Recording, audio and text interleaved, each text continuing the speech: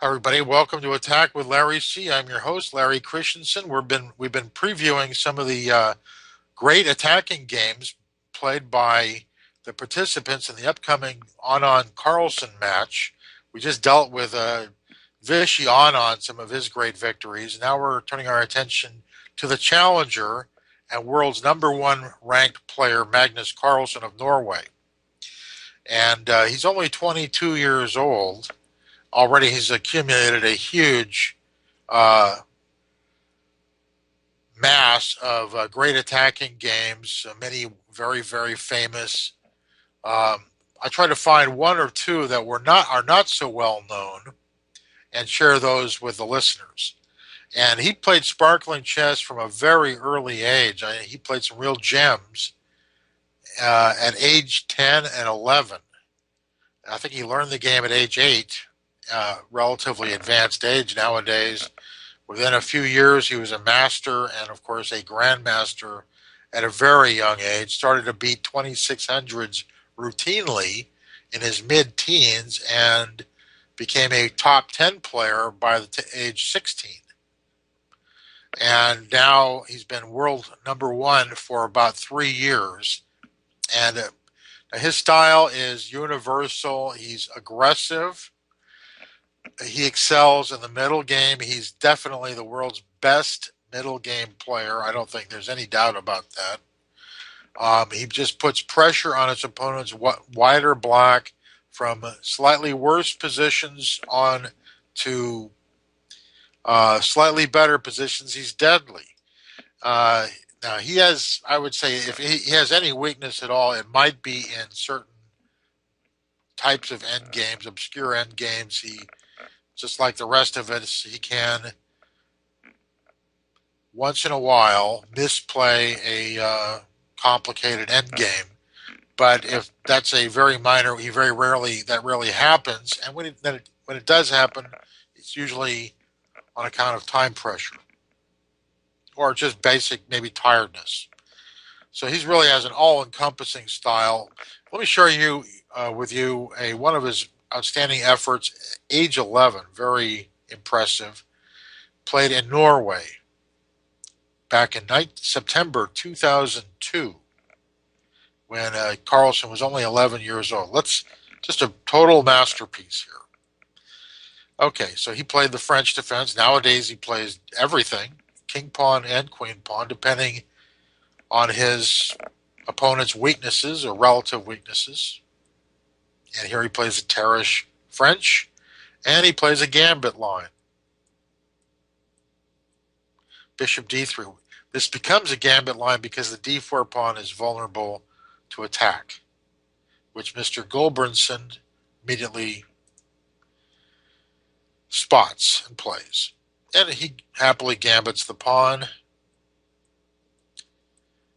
Develops. I've played this gambit myself. Now, queen a4, the purpose of that is not just to pin the knight, but also that facilitates a possible swing over to g4, which Gulbrandsen now obstructs with queen b4. This is all book. Now Carlsen retreats to c2 where it attacks h7. Yes, he might actually grab that pawn. Here Gulbrandsen again tries to trade queens. Carlsen can, of course, pursue and play for a draw with queen a4, but he, of course, goes for the victory with queen e2. This is still book. I know Joel Benjamin has played this successfully with white. I believe nowadays queen b4 is the main line, I believe. But here Gulbrandsen plays bishop e7. And note here how maturely Carlsen plays this. Bishop e3 first, developing with a tempo, connecting rooks. And there goes Gulbrandsen back over to a5. And now Carlsen plays bishop, the very positionally motivated bishop g5 to trade off black's excellently placed bishop on e7. That's the guardian of the dark squares around the black king. And here Gulbrandsen already makes a little mistake. What should he do? He should take that bishop now, knight takes, and kick that knight, get it out of there. And that would, white will retreat, and now black can castle comfortably. White has definite compensation, though, based on his superior minor pieces and opportunity to exploit and the open C file. But objectively, I think he lacks enough compensation. But instead, Gulbrandsen now brings his queen back to home base, d8, to guard those dark squares, and then now Carlsen just takes over. Very, very creative attacking scheme he comes up with here, beginning with queen e3. That improves the queen position and guards the bishop, and prepares rook ac1 to dominate the c file. And here this is definitely a mistake, inviting that knight to a very dangerous attacking spot. What should he do? Well, he could consider castles directly, but then Carlsen can play either takes or rook ac1 right away. Definite compensation for white, based on his control over the c5 square, the c file. Black may try to lock it up with f6, bishop f4, f5. That might be one scheme here for black. Or, of course, white can play e takes f6, knight takes f6. And white enjoys very good play in the form of pressure against e6, well-placed pieces, c-file pressure, e-file pressure. You can't argue with that. Definite comp. But that's better than the game, which was the unfortunate bishop takes g5. Knight takes g5. Now Gulbrandsen may have noticed that if he plays h6, white plays knight takes e6, opening up the black king. F takes e6 and bishop g6 check. If king e7, queen a3 forces quick mate. And if king f8, white has the powerful queen f4 check at his disposal. Of course, king g8's mate. And if knight f6, white can build up powerfully with rook ac1. Bishop d7, e takes f6. And if queen takes f6, white can play queen b4 check, king g8, queen takes b7, and black is in desperate, dire straits. So Gulbrandsen instead tries queen e7. Carlsen now plays rook ac1, putting another piece into play powerfully. That file is ready for exploitation. And here's what I mean by that. Now, the black can't castle because h7's hanging. What can he do? He's got to boot that knight, doesn't he? Well, if he boots the knight, look what happens. h6. And this is now comes the move Carlsen had planned, I believe, when he played 17 queen e3. And there it is. He looks at both sides of the board.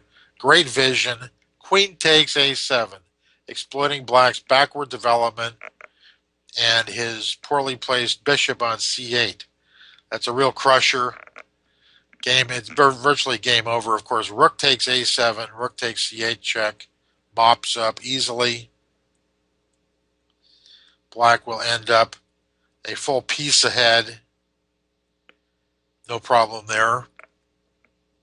So Gulbrandsen tries the desperate rook b8, but that's also a very little hope. Carlsen mops up here. Queen takes b8, knight takes, rook takes, king d7, rook takes h8. Now if hg5, he takes the knight.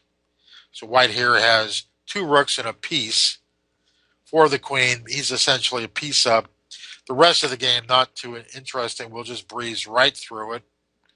Easy win here. Carlsen shows excellent technique.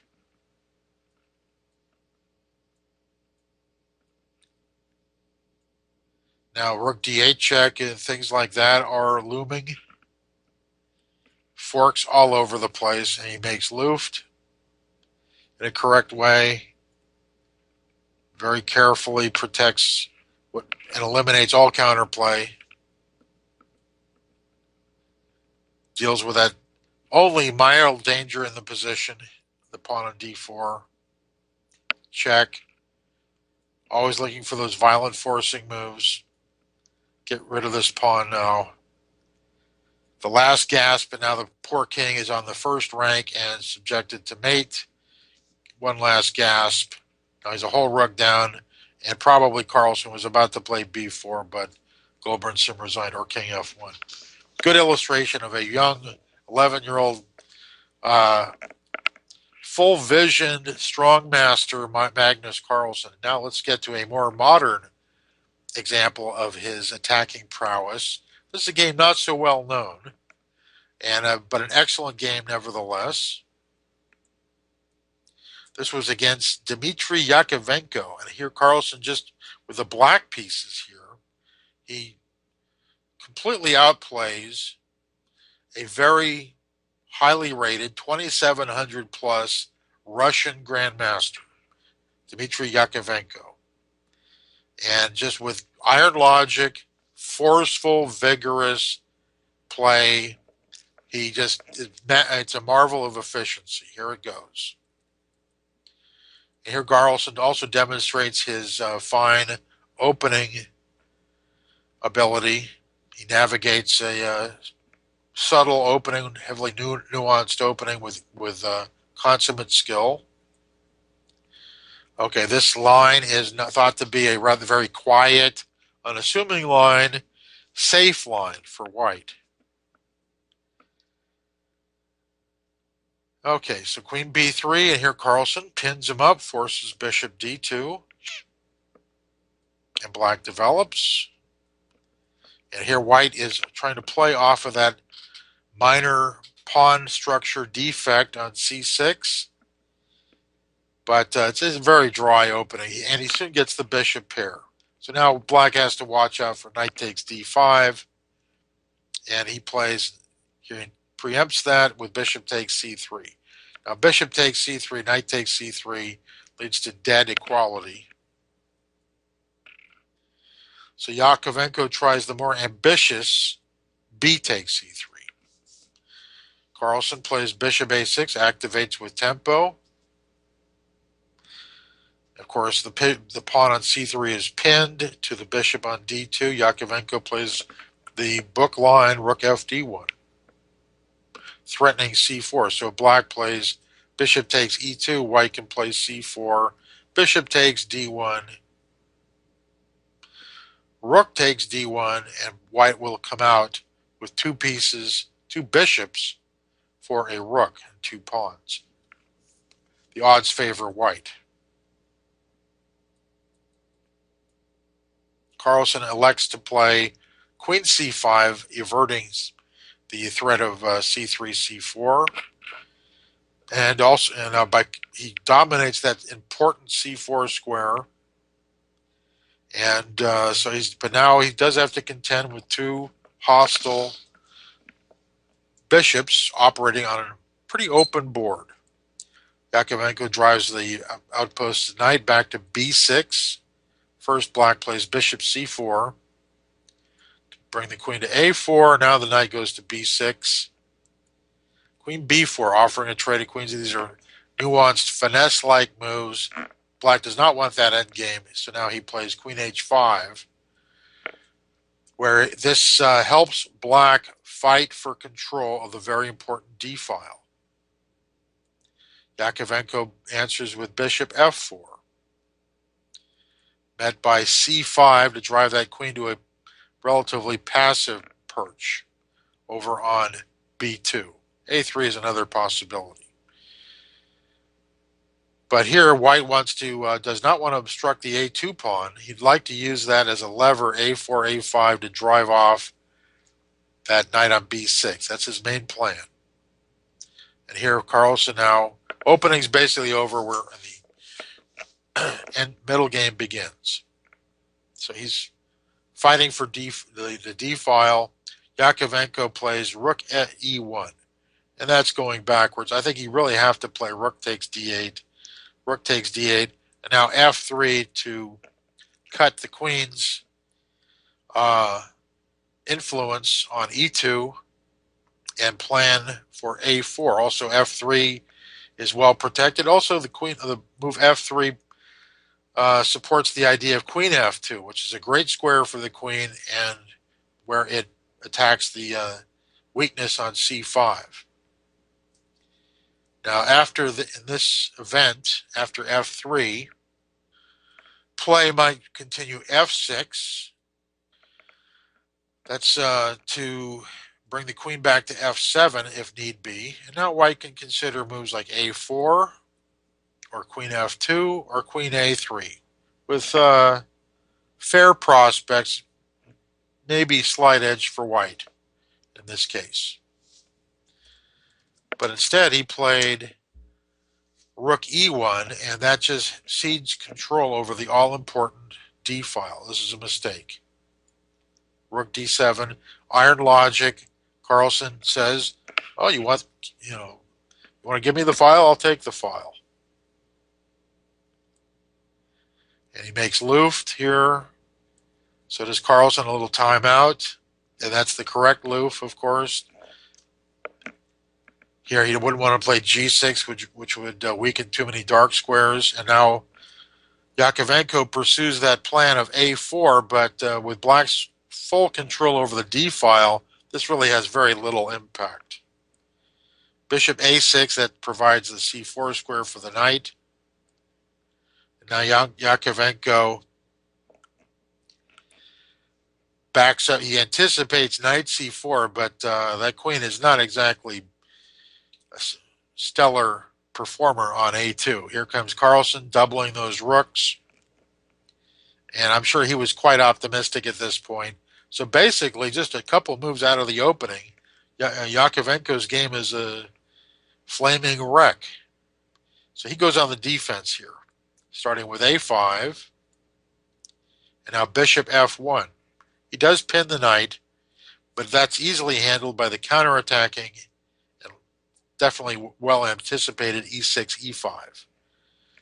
So Carlsen, when he played bishop a6 a few moves back, he definitely envisioned this possibility.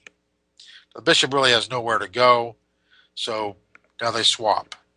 First of all, he drives the white queen back, and in so doing, of course, he weakens his king position significantly. But if he doesn't play g4, that h3 pawn will be ripe for plucking.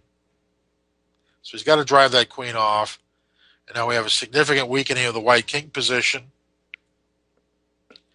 And now e takes f4. So here, Carlsen to full control. White's cut in half by black's total control over the d file.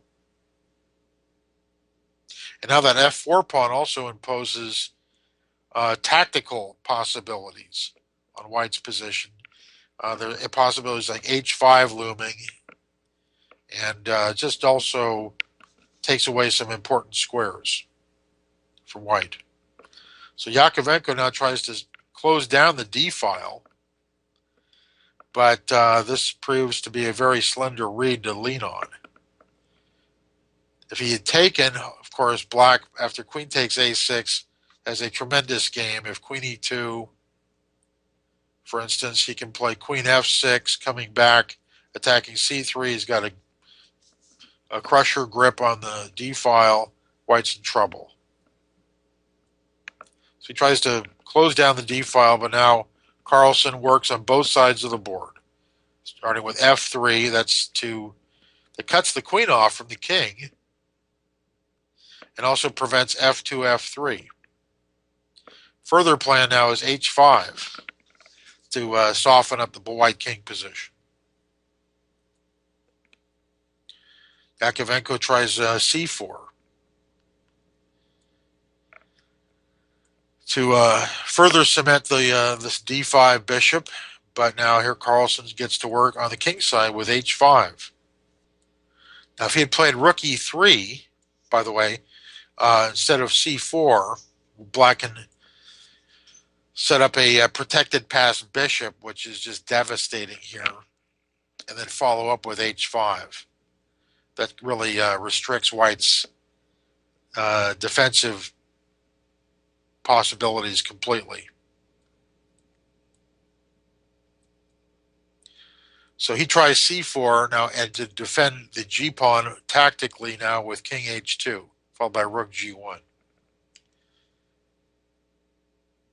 Carlsen now improves his queen position. He's eyeing the f4 square, as well as that rook on a1, believe it or not. That the position of that rook is a liability for white, as we soon discover. Okay, so now white has to play rook g1, but now that falls victim to a very nice sequence here, starting with h takes g4.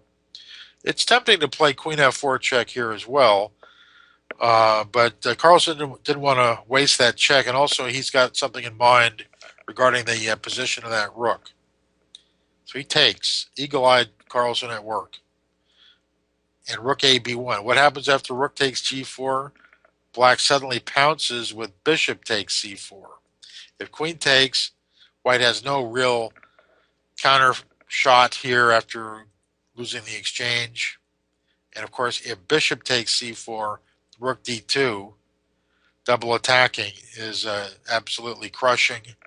He has to cling to that a pawn, the a rook, and then if queen a3, black wins with rook takes f2 check. King g1, he can play queen d4, that's winning. Double rooks, that's winning. Everything's winning here. So Yakovenko plays rook a b1, inviting g takes h3. But Carlsen has his other ideas. He plays bishop takes c4 anyway, first, before queen f4 check or anything else. Again, if bishop takes c4, rook d2 leads to total disaster. You can't even play rook b2 there. So he has to play queen takes c4. Now Carlsen utilizes the pinning motif, queen f4 check, and now eliminates that formerly cemented bishop with rook takes d5. And now we're in the mop-up phase. Carlsen always a very good mop-up man. Yakovenko tries the utterly desperate queen takes d5. And now Carlsen ruthlessly pushes that passer. He wants to win material with it.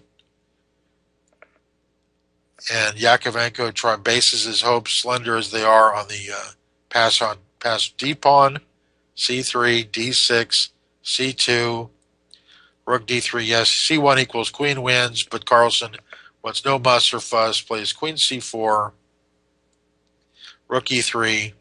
Yes, queen f1 would win easily. He wants queen c6, though, instead really eliminating all checks, keeping an eye on that rook completely, and the d-pawn, and preparing c2 equals queen. One last hopeless gasp, rook d3, and now he zeroes in on the f2 pawn, and white decided to resign. Utterly, totally hopeless position. Great example of Carlsen's vision of the board, efficiency, knows where all the pieces should go, eyes open for pins and double attacks all the time. It's just a total awesome attacking force coming at you. And that'll do it for this. It should be a great match. I would rate Carlsen as a solid favorite, not overwhelming favorite, a solid favorite to win. But if he needs to get off to a fast start, I would say if he wants to win this match. Okay, that'll do it for this episode of Attack with Larry C. Thanks, everyone, for joining me.